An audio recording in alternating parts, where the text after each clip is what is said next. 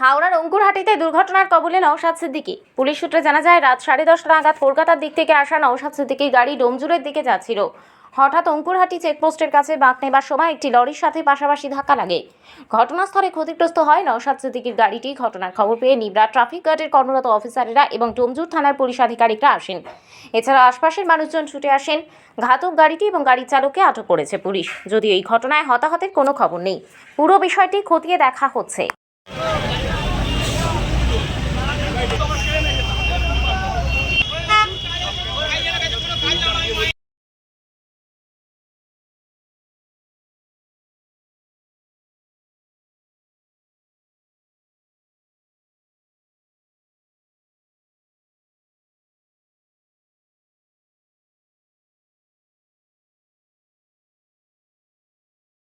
গাড়িটা চুরি করেছো?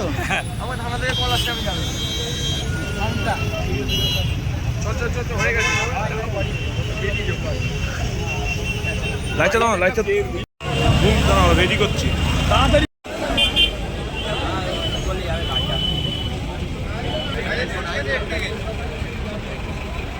সৌরভ বেঁচে ব্যাক করে একটু ছেড়ে দাও তাড়াতাড়ি।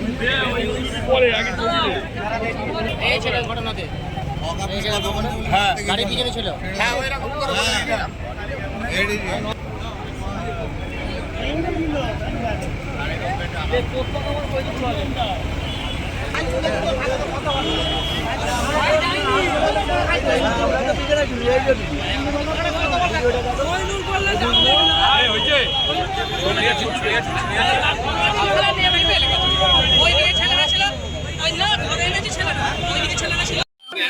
র্যালি হচ্ছিল, ভাঙচুর হয়েছে গাড়ি, কি বলবেন? কোনো আন্দোলনই হিংসার রূপ যদি নেয়, সেই আন্দোলনের আমি সমর্থন করবো না। যারা হিংসার রূপ দিচ্ছে তাদেরকে চিহ্নিত করে প্রশাসন মানে শাস্তির ব্যবস্থা করে। তবে একটা জিনিস, এই শান্তিপূর্ণ আন্দোলনে দেখেছি কিছু সমাজ বিরোধীরা ঢুকে গিয়ে শান্তিপূর্ণ আন্দোলনটাকে ভেঙে দেওয়ার জন্য কিছু সমাজ বিরোধী লোকের দ্বারা এটা হয়। দেখবেন যারা র্যালি বার করেছে তারা কিছু করে না, ওর মধ্যে ঢুকে গিয়ে অন্যজনরা দেখবেন এই ভাঙচুর চালায়। এটাও লক্ষ্য রাখতে হবে আমাদের। ট্রেনে করে ওটা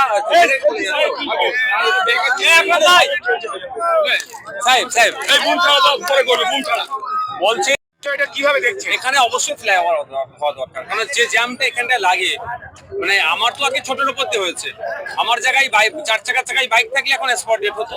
আর এই আশপাশটায় এই ধরনের অনেক দুর্ঘটনা ঘটেছে।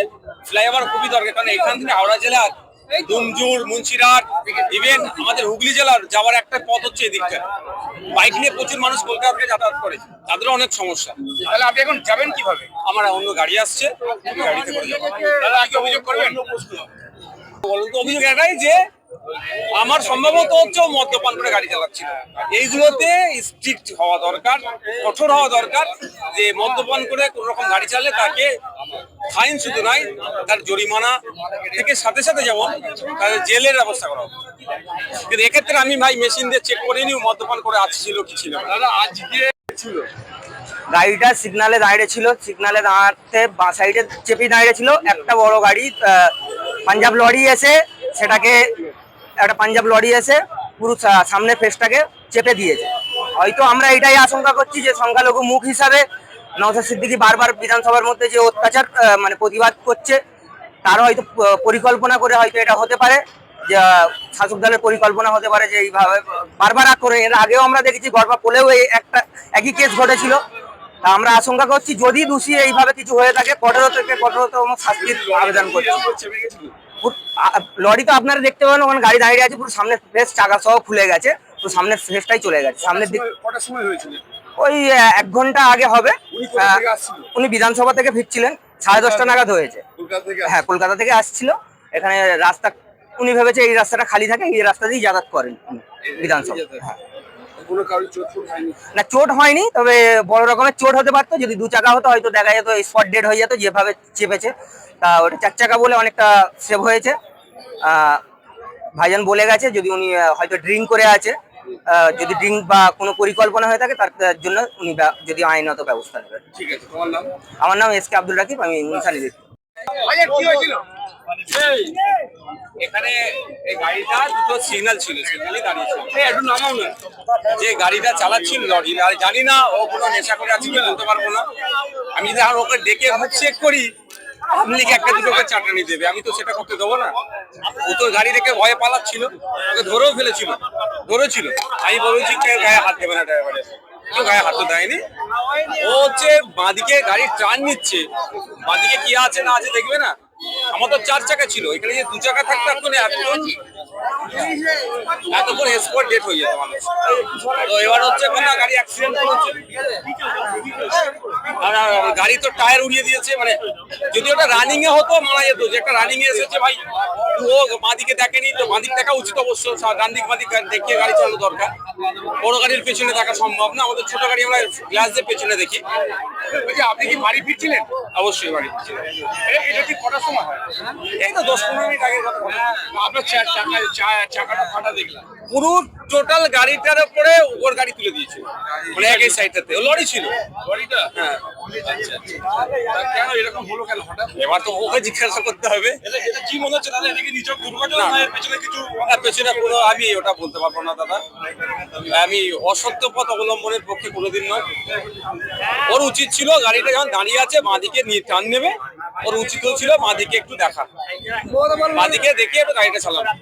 কিন্তু দুর্ভাগ্যের বিষয়, ও অত বড় গাড়ি চালাচ্ছে বাঁদিকেও দেখেনি, আর সম্ভবত ও একাই চালাচ্ছে, কোনো হেল্পারও নেই গাড়িটাতে সম্ভবত। এটা কি বড় ট্রাক ছিল? বড় ট্রাক, বড় লরি, ওর পাশে কোনো মানে হেল্পারও ছিল না, ফলে বাঁদিক দেখতে পাচ্ছেন। কিন্তু উচিত তোর বাঁদিক ডান দিক বাঁদিক দেখে চালানো, ডান দিক তো নিজে দেখে নেবে, বাঁদিকটা থেকে কে দেখবে। আমার জায়গায় যদি একটা বাইক থাকতো 4 চাকার জায়গায়, এতক্ষণ স্পট ডেট হয়ে যেত। কারণ ওর হুঁশ নাই, যখন উঠছে হরেন দেওয়া হচ্ছে, চিৎকার করা হচ্ছে, ওর কোনো ট্রাফিক পুলিশের কি ভূমিকা ছিল? তো আমি পুলিশকে এটা দোষ কিভাবে দেবো, সিগন্যালে তো এটা হচ্ছে। ঠিক আছে দাদা। তবে একটা কথা আমি বলবো, এখানে প্রায় দুর্ঘটনা ঘটে, প্রায় মারা যায় মানুষ, বাইক থেকে শুরু করে সবাই। এত জায়গায় আন্ডারপাস হয়েছে, এখানে একটা আন্ডারপাস আন্ডারপাসের দরকার। একদম।